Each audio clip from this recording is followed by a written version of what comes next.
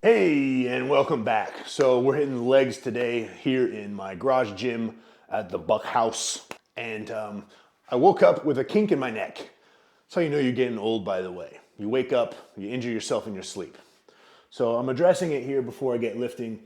I've got a band anchored to the squat rack. I'm gonna put my wrist in it, like so, behind my back. So that pulls and stretches on the trap there. And I'm just taking my hand, pulling my head to the side and kind of just gently nodding. And then stretching out all the spasming long muscles in my neck and some in the trap there. Now, I'm not a huge fan of a lot of mobility before you lift because, well, you need that tension under load. You need that tensegrity. So I don't waste a lot of time doing mobility or stretching before lifting. I don't recommend it really. Now, when it comes to like simple bodybuilding workouts, it's unnecessary to get a lot of mobility in just because you're training relatively safe for bodybuilding, you're training muscles. Now, if you're training for strength or performance like powerlifting or strongman, there's a difference, right? Bodybuilders train muscles and strength athletes train movements. And those movements are big, they're higher risk, and they require you to have good mobility and to move through range of motion adequately. So I do recommend opening up when you're doing bigger movements. So today I'm doing some bigger movements, so I will be opening up my hips a little bit, and I'll show you what that looks like. But in general, I don't spend a whole lot of time on mobility, maybe for my lower body. And personally right now at this point, I only do that with lower body movements because I've had some back issues.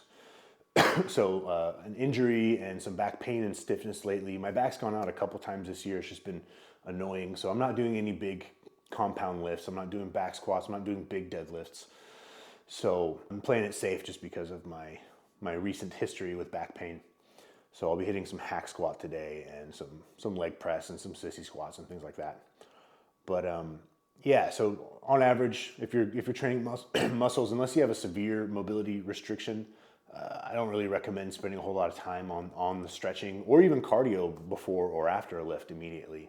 I get it if you have to cram in your cardio before or after, it's totally fine. But remember, if you go too intense or too long with your cardio before you lift, it might rob you from some of that intensity during your lifting, which is the main objective of the day. And also it's been shown that if you do cardio immediately after, it kind of blunts the anabolic signaling, for lack of better terms, from your training, right? So you're going from anabolic to catabolic, essentially, in a nutshell. Don't quote me on that. It's just, simple terms. So ideally you do cardio 4 hours before or after training to get the most out of your lifting. But, if you're a busy person and you got to cram it both in when you go to the gym, probably not a big deal, right? So it's just these kind of like little details. Anyhow, I'm going to start opening up a little bit. I'll show you some things that I do to open up my hips because my hips and my low back are a little stiffer than normal. And then we're going to get into some lower body lifts. I've been feeling pretty fatigued the last few days. In fact, I was meant to do this workout yesterday and my body was just like, no, like, man, just don't do this. So I went for a ruck and some light cardio and it felt better, but I'm actually glad I waited until today. My sleep has not been ideal the last few days. Something I need to work on. All right, I'm gonna warm up and then we'll get to lifting. All right, one thing I will do to open up the hips is get this foot slightly elevated, and I gotta make sure that my whole foot stays flat on the plate. Otherwise you kind of miss the point with the ankle mobility, but this isn't just about ankle mobility. I'm opening up the adductors and the hips and the groin, and I'll actually use a little bit of load here. So push my hips forward and just rock this way and back and forth. So this is what we call dynamic stretching, when you kind of go back and forth through range of motion. Static stretching is just when you hold. You'll find that when you want to open up for bigger lifts or just before you work out, dynamic stretching for the most part is probably ideal. So I'll do a little bit of this on both sides for just not very long, just like 20 seconds or so. Another thing I like to do before squats is a prying goblet squat. So you can use a plate or a kettlebell just for a little added load. So I'm actively pushing my elbows into the inside of my knees, and I'm keeping my back straight upright. I'm just kind of bouncing around here. See, my feet are completely flat. So I'm getting both ankle mobility here and opening up the hips And I've got a little bit of core stability from the plate, and spinal erectors are working. So I'm kind of just opening up slightly. I don't like the term activating, but you know what I mean, warming up. So if I was to show from the side, I'm getting down as deep as possible. And by the way, if you struggle with squat mobility, this is a good thing to do multiple times a day, just whenever you have 30, 60 seconds or so. Just kind of bounce around in it, move around, get the ankles moving. Prying goblet squat. All right, first set of leg extension. You know, I think the program actually called for hamstring curls first and then leg extension, but it doesn't really matter. Warm-up sets, I did some reps with just one plate, waited a minute or two, some reps with the second plate, waited a minute or two, third plate, so on and so forth. I did do a few reps with the working weight. This is 2.5 pounds heavier than I did last week. Just for the purpose of progressive overload, you have to continuously challenge the muscles. And by the way, make sure that when you're adding weights, if you're doing it every week or two, that it's not too much, right? Like these little plates over the course of time add up, and they allow you to maintain good technique and make sure that you're not hurting yourself, and you know, you can maximize recovery ability, which is important. So let's do it.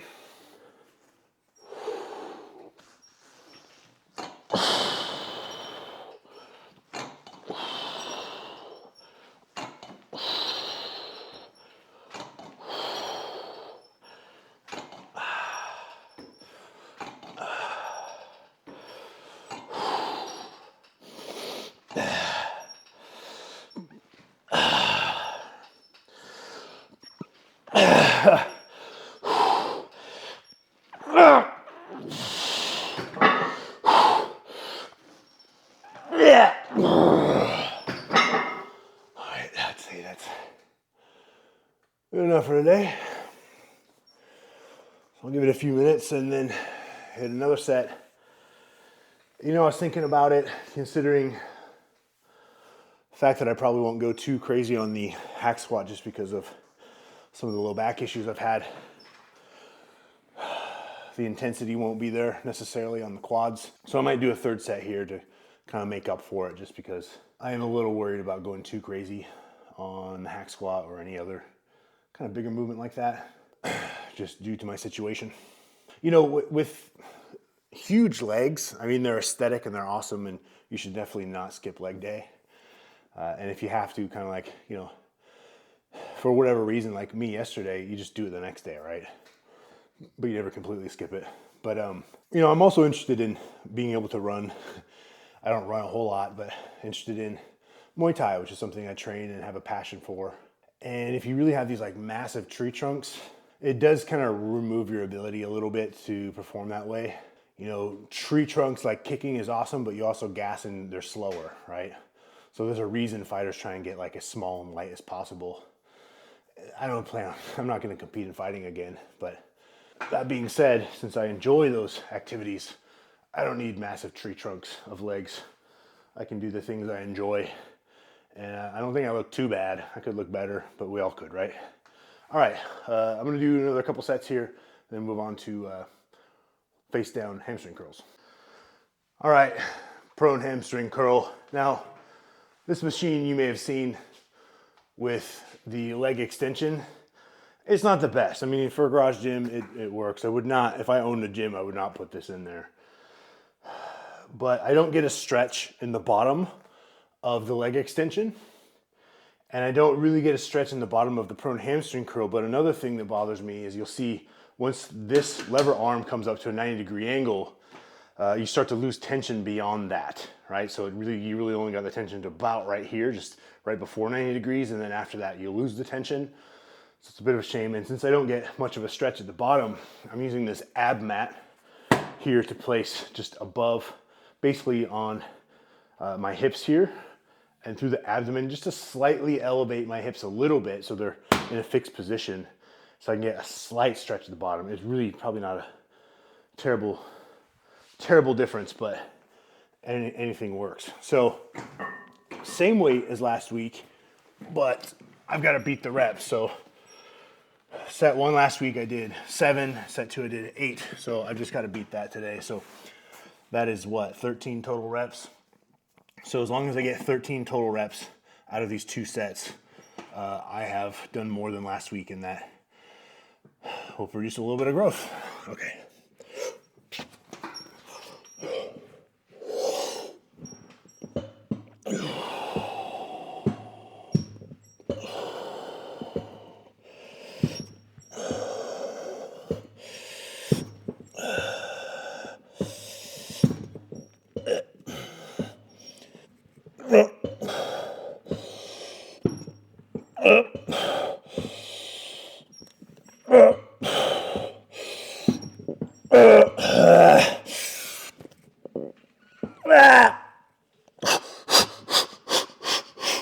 Ooh. Well, apparently I was being a little bitch last week, because what was that, 11? So just because, this is a good point. If you just need to beat 8 reps, you don't just go and stop at 9 for the sake of it. You go as far as you can, because the proximity to failure matters more. So you go as far as you can. So I've surpassed that. Let's say that was 11, I think. That means that next week I'm going to want to beat that in the first set. Or, let's just say I get 20 or 21 total reps out of these 2 sets instead of 13 last week. I just need to beat that number. So you're constantly beating the logbook while going close to failure. So you're going to have off days, by the way. That brings me to another good point. You're going to have these days where you're crushing it in the gym, and it's awesome. Everything you're doing is perfect. And then at a certain point, you're going to have these days where it's not going so well, and you're going to beat yourself up mentally and get upset, and you're going to feel like you're failing, but you're not, because the fact is you're showing up and doing the work anyway. And no successful person has ever not had hardships or failures. And a workout that doesn't go according to plan isn't a failure. It's a learning curve, right? That's where you dial it back and start checking boxes. Did I sleep well? Am I hydrated? Have I eaten enough? Are my carbs too low? What about my calories? Am I eating enough calories? Is my stress really high? Have I been training too frequently and not relaxing? Because you need to recover from your training. People say there's no such thing as overtraining, just under recovering, but I guarantee you, you could take a person like that and just make up some insane protocol, and eventually anybody will develop symptoms of overtraining and then under recovering. You see, there's a point of diminishing returns, a cap on your training, if you will. And it's cool to get up and kind of bounce off that ceiling a little bit and experiment with that and experience that, most importantly. You need to go there to those max effort intensities and frequencies and volume, but you can't live there forever. If you try to, you're going to burn out, injure yourself, make no more progress. Fatigue accumulates, and as I always say, fatigue is the enemy of performance. If you overstimulate, you cannot grow. The whole point in lifting weights for strength and size is to stimulate enough for growth and then get out. You don't need to be completely exhausted in a nauseous, sweaty, messy pool on the floor at the end of your workout. Going there sometimes, again, is fun and necessary, but most of the time it's not. I know Mike Mentzer gets a lot of criticisms and praise. I'm not one of these bandwagon types of people who's just this or that. I take everything with a grain of salt until I experiment with it myself and find its value. And I think that one really good analogy that Mike Mentzer had when it comes to training for size is you think of every lift, every workout as digging a hole. Okay, that's the stimulus. And recovery is refilling that hole. But the point is to create enough stimulus for that growth, but also leave room for massive recovery ability so that you can leave a little mound on top of that hole that you refilled, that mound being added tissue. So if you dig that hole too deep, you're going to struggle to refill the hole, let alone add the little mound on top of it. So there's a minimal effective dose, and it's less than most people think. In fact, if you're a busy guy, it's not a bad place to live the majority of the time. So as you see, I'm a kind of a 2 or 3 set guy and 4 or 5 different movements, and I build muscle that way just fine. But that's not to say you should live with the minimal effective dose all year round. You need to increase and maybe experiment with what that overreaching kind of feels like, so you kind of know your gauge. Back off a little bit, minimal effective dose again, ramp back up and touch that ceiling again, right? Feel what overreaching feels like. But just know that you can't live in this max effort, top peak performance all year round. Of course, there's some genetic freaks that can, but it's kind of like, they're like genetic anomalies, right? It's kind of like the last time you saw someone who was over 7 foot tall. They're just not that common. So I don't mean to burst your motivational rah, rah, rah bubble. But the reality is most of us just have other shit going on, and we're not elite level athletes. We're just people who are trying to look and feel better and be above average. And average is sedentary and overweight and physically lazy. So anyhow, spiel over. I'm gonna hit another 2 sets of this and then we'll move on to the hack squat. Actually, you know what? I take that back. Being above average, it's too easy. Your average guy in America is overweight, sedentary, odds of him being in his 40s and 50s on some sort of lifestyle-induced medications or medications that treat lifestyle-induced conditions. That's your average. So being above that, just being, under 20% body fat and reasonably active and healthy, that's above average, and that's pretty easy. So I say fuck being above average. Be exceptional, right? Be your best at all times. As much as you can, that is. Can't always be your best. Let's be real here.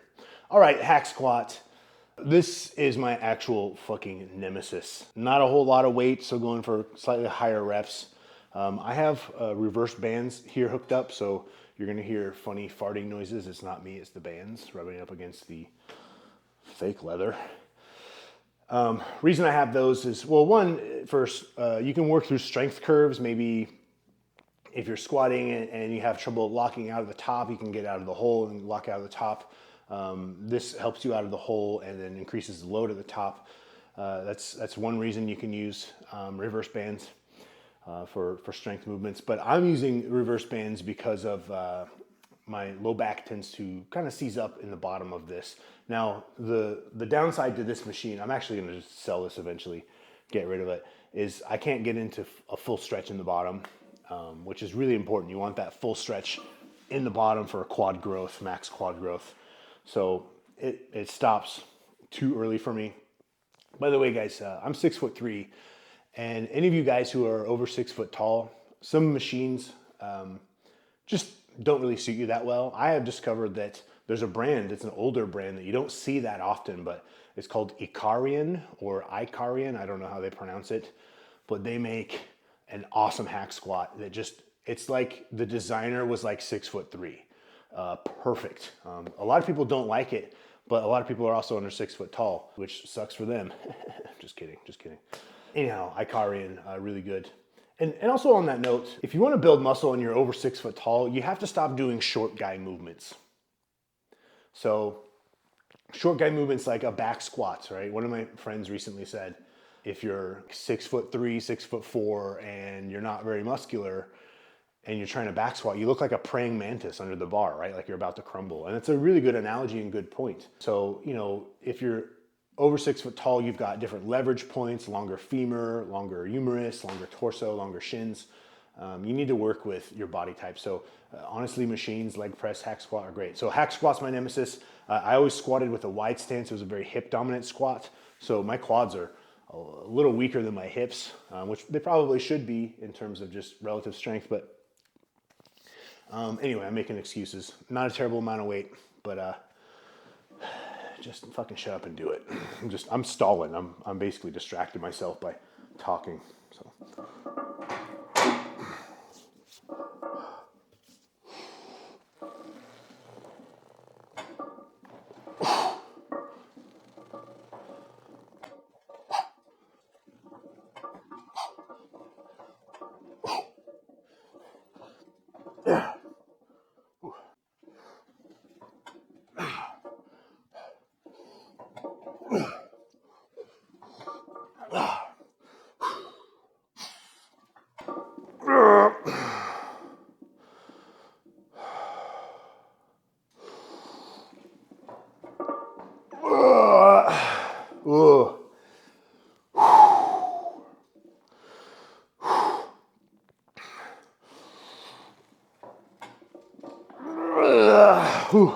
right?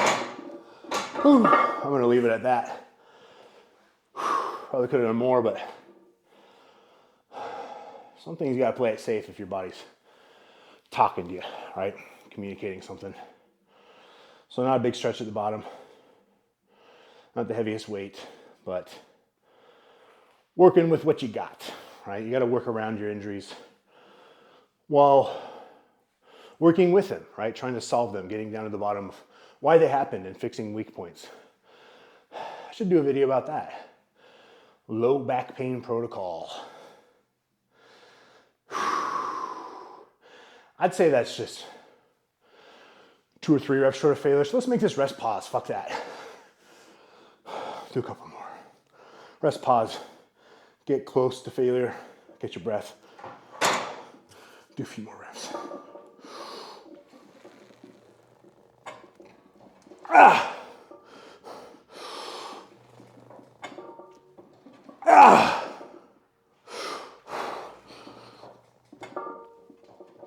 Ah. All right. Ooh. Enough of that. Ugh. All right, so here's where I'm at pretty much with the deadlift. And I guess it's kind of embarrassing, to be honest, but more than anything else, it's just an identity crisis that I know I need to overcome and just get over. And I am pretty much over it, but sometimes there's this like, you're not as strong as you used to be, at least in the deadlift. I'm strong as I used to be in certain lifts, but not in the deadlift. The king of all lifts. That's arguable, by the way. And we can talk about that another day. But I'm at this point where I don't care about the big lifts, as I mentioned, and I started to agree with a message I heard years ago that I disagreed with.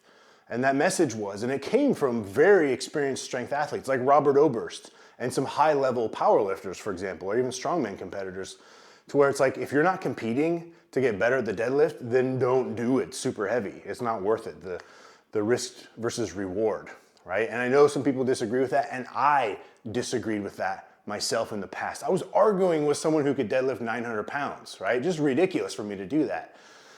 Almost twice the amount of weight I could ever deadlift. So the risk to reward. So I honestly, I'm of the opinion at this point that if you don't have to get really strong at the deadlift, then just get up to maybe like 1.5 times your body weight for some reps and keep it at that. Maybe just 3 plates, get good at that depending on your body weight, and just, rep it out, practice it, make sure you're still good in the loaded hinge pattern, you can still pick things up. But really, like with my history of back pain and things like that I've had in the past, more than anything, I'm kind of scared, right? And I should be, because I've had debilitating back injuries for weeks on end, where I'm like just kind of hobbling around and my hips are moving in different directions and stuff. So not good. Anyhow, and even me explaining this, I'm like, you sound like a pussy. You're telling people to go light, right? So I still have that kind of meathead mentality sometimes. And it's good, but you have to understand where you're coming from, right? And the whole point in lifting weights, of course, is to get stronger, be healthier, build muscle, feel better, look better. But there's also this other point that you have to find what works for you, and what worked for you in the past may not work for you anymore, like I mentioned. So you only discover that through years of experience. So anyhow, 285, I think this is, and I'm just doing some kind of straight leg Romanian type deadlifts for some reps, still kind of in that recovery phase. Anyhow, just shut up and lift it, man. Hey, here's a point, by the way. I'm stalling, but real big tip that a lot of people don't understand, or they don't know yet. And I've improved so many of my clients' lifts by teaching them this one thing, okay? And that is taking your hands and putting them in between your ribs and your pelvis, squeezing in, basically in your waistline, and then breathing into that only. And locking it in. Now you're braced, okay? Your chest and shoulders shouldn't move, so that's not it. And now you're locked in, all right? So, once you learn that, your lifts will go up, right? That's your transverse abdominis, your diaphragm, expanding, protecting the spine, and just creating a lot of intra-abdominal pressure to where you don't move your back so much, okay? Why would I take advice from a guy who's injured his back. That's a good question. Maybe you shouldn't. I don't know.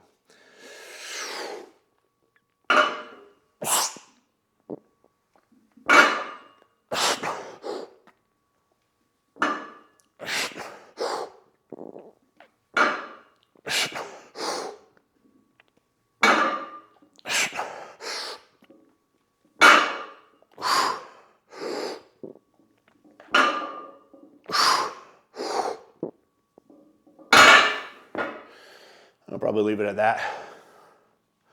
I'm not going near failure with this. I'm just basically making sure that I train those glutes and hamstrings and low back muscles to maintain some strength in the loaded hinge pattern, right? This is the hinge pattern, okay? This is a squat, that's a hinge. Commonly confused. So, main takeaway, if you're not trying to be a big, massive deadlifter, maybe just get to a good standard of relative strength relative to your body weight and experience level. And then see what you feel like doing, right? You wanna move the needle, if you wanna compete, do it. You wanna stay on the safer end and just feel good and look good. Honestly, I don't think deadlifts make you look that great, regular barbell deadlifts. However, straight legs and Romanian, you start to develop that posterior chain more. And then another takeaway is your bracing technique, right? Breathe into the hands only, lock it in, right? It's a famous strength coach once said, breathe into your taint. That's where you should be directing your air, and locking it in. All right, up to, what are we doing next? Sissy squats. I'll show you what those are. Actually, I wanna show you one more thing here before we move to sissy squats.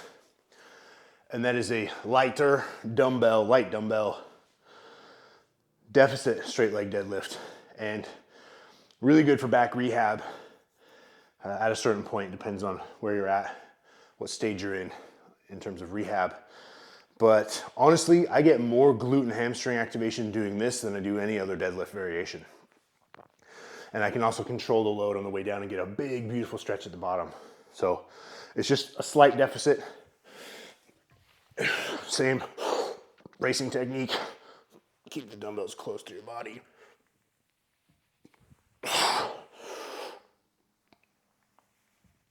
Squeeze the glute to the top. I'm actually trying to squeeze them right here.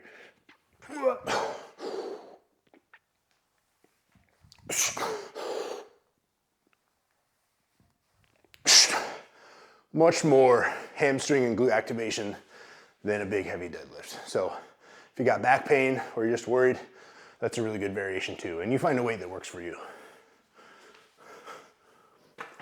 All right, last exercise we've got sissy squats. The only exercise, as far as I know, that has an unpolitically correct name. It's partially why I like them so much. No, honestly, sissy squats are kind of an old school bodybuilding movement that you don't see a lot of people in the bodybuilding crowd using a whole lot anymore. Ben Patrick, knees over toes guy, has made them more popular for knee health. And it's totally counterintuitive to what your general physical therapist or doctor will tell you. But it does take, to be fair, decades, like 40 years for new information to get into academia. So really good for your knees and really good for building your quads, okay? So I'm gonna be in a rack. You can do this in a doorway. You can do this holding onto the side of a bench or a PVC pipe or broomstick, whatever works for you, just as long as you're braced. And then eventually you don't have to brace. I like to brace just because I wanna focus more on targeting the quads. So, and I'm gently touching the rack. I'm not holding on, I'm not pulling myself up. I'm kind of just gently letting my arms slide there. So what you're gonna do is come up real high on the toes and you're gonna push your hips forward and then drive your knees towards the floor. Okay, now in this point, I've got my glute squeeze, which means my hips are forward, right? I'm not sitting down here, right? There's a line between the back of my knees and the back of my head and it's straight, okay?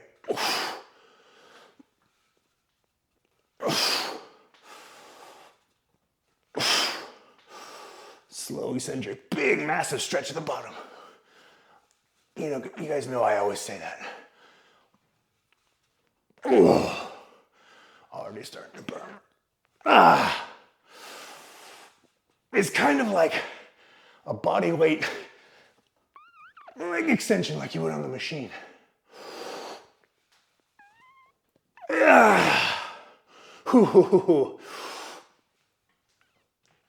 Oh man.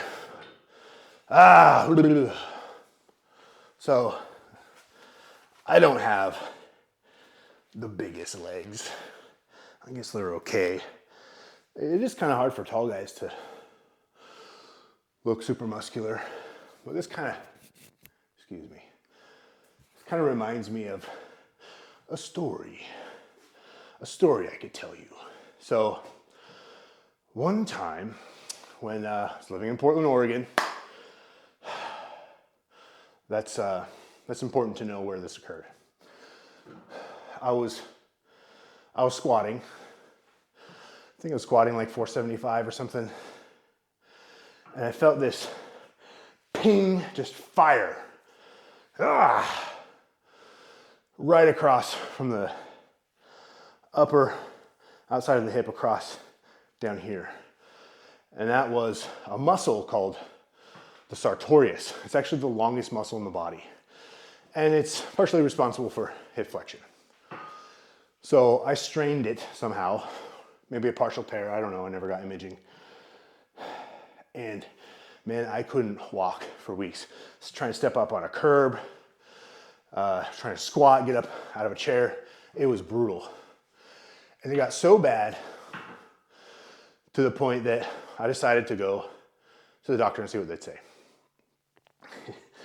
So they sent me to a physiatrist, which is kind of like a physical therapist. And the nurse puts me in this room in the hospital, it was at a hospital, and has me put on these stupid, massive, baggy medical shorts. I felt like a clown. It was ridiculous. So I'm waiting there, and in comes a very frumpy looking lesbian. Short frizzy hair, probably in her 60s. Typical Portland frumpy man-hating lesbian, okay? Very common in Portland, Oregon. If you've been there, you know what I'm talking about. If you're from there and you're feeling triggered right now, you know what I'm talking about. So, she's like, so, really condescending. So, how did you do this? Lifting weights, I assume? And I'm like, actually, yes, I was squatting. She goes, squatting? Oh my God, you should never do that. I was like, could you explain why? She's like, it's so bad for your knees. And I was like, well, and I got up, I was like, could you tell me why, in that case, that babies get down in this position, no problem. Other nations, people in Africa and Asia, they'll just hang out here, maybe they're working or they're smoking, and they don't have knee issues necessarily. And her response was, well, they live short, harsh lives. So then I proceeded to challenge her. I was like, so do they live short, harsh lives because they have the ability to squat deep? Or is it because of, you know, their environment, access to food, maybe their economy, that kind of stuff? And she's like, kind of blew it off. And then finally she says, well, you're not gonna listen to this because you're a man, but you should stop lifting weights and do yoga. And at that point I was like, you know what, bitch? So I grabbed my stuff and I was like, I'm done, this is stupid. Like, there's no point, I know more than you. Like, this is stupid. And I left and I had to go back. You know why? Because I still had those fucking shorts on. I left my shorts in there, so I left in a huff, kind of, I didn't slam the door, but I was like, this is dumb, you know? Left, I was like, fuck, gotta go back. That was such a good exit. I came back, I was like, I forgot my shorts. Grabbed them, changed in the bathroom. But anyhow, don't let anyone tell you that squatting's bad for you. Bad squatting's bad for you in terms of technique and form. Same with any other thing, deadlift, bench, squat, bicep curl, running. Bad technique is bad technique. Anyhow, next video, I think it's gonna be, since today's topic is back pain, why don't we do a low back pain protocol that I do for both kind of prehab and rehab. So yeah, I think I'll film that here pretty soon. And then this bulk massing phase, hypertrophy phase is ending on February 1st, 2024, blah, blah, blah, words are hard again. So I'll be dieting and we'll go grocery shopping and then we'll monitor that progress. And you'll see that my training doesn't really change at all. I'll probably add incrementally a little bit of cardio, a little bit more than I'm currently doing, and that's gonna be about it. Eventually, we'll see what my body feels like and how I'm feeling if I start getting fatigued. I might see a little decline in performance, and that's where I would probably change up some exercise selection and different movements to make sure I'm not in a fatigued state, really trying to do bigger, heavier movements, but I'm not doing very big, heavy movements right now anyway. So yeah, always remember to like and subscribe, and thank you for watching. See you next time.